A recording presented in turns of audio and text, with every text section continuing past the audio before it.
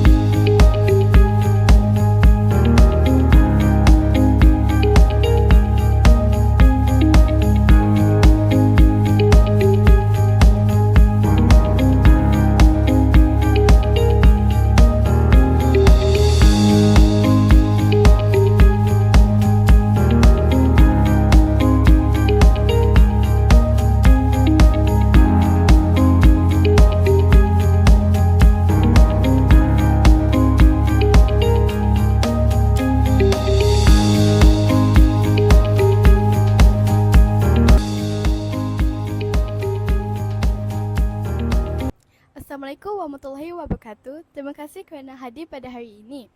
Boleh Tuan berikan sedikit ucapan ringkas sempena mesyuarat PIBG hari ini? Okay, Assalamualaikum warahmatullahi wabarakatuh dan salam sejahtera. Terima kasih adik kerana sudi mewawancara saya hari ini.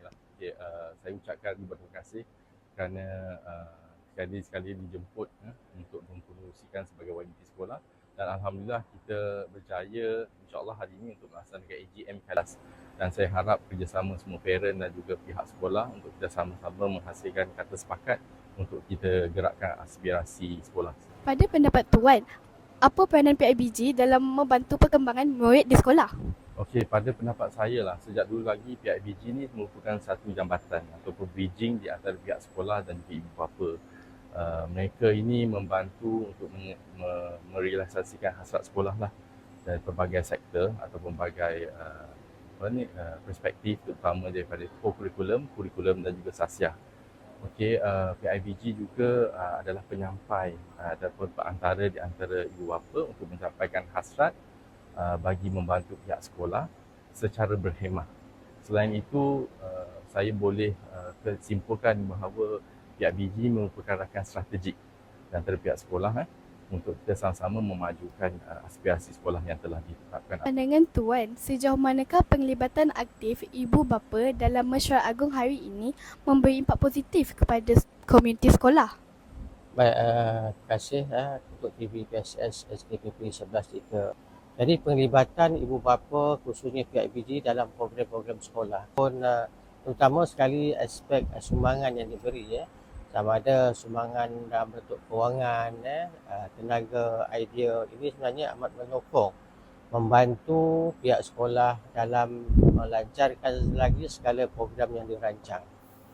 Sesungguhnya kerjasama erat ini sangat penting dan Alhamdulillah di SKPP 11.3 ini PIBG, ibu bapa memberi sokongan yang padu kepada program-program yang dijalankan oleh pihak sekolah. Tanpa kerjasama PIBG, sudah pasti program yang dirancang itu mungkin tak dapat dilaksanakan dengan sempurna, tidak dapat kita capai apakah matlamatnya. Dan kejayaan hari ini, banyak kejayaan yang dicapai oleh murid-murid 11.3 adalah hasil sokongan ibu bapa sendiri yang membenarkan penglibatan anak-anak mereka. Dan begitu juga sokongan padu PIBG dalam menyalurkan sumbangan kewangan dan sebagainya. Menyumbang perkara-perkara yang berkait dengan pembangunan sekolah, perbaikan tandas, macam-macam lah dari segi keceriaan untuk gotong royong dan sebagainya. Ini sebenarnya sangat mempercepatkan lagi usaha pihak sekolah untuk menjadikan sekolah ini sebuah sekolah yang kondusif untuk murid-murid dan juga mempercepatkan lagi usaha pihak sekolah untuk ke arah kemenjadian murid-murid di sekolah ini. Bagaimanakah Puan lihat kehadiran hari ini membantu perkembangan anak di sekolah? Okay, Assalamualaikum. Sebelumnya, kehadiran ibu bapa macam ni sangatlah wajib untuk datang ke sekolah. Kita pun boleh tahulah perkembangan anak-anak dan kita boleh berbincang bersama guru-guru dekat sekolah lah.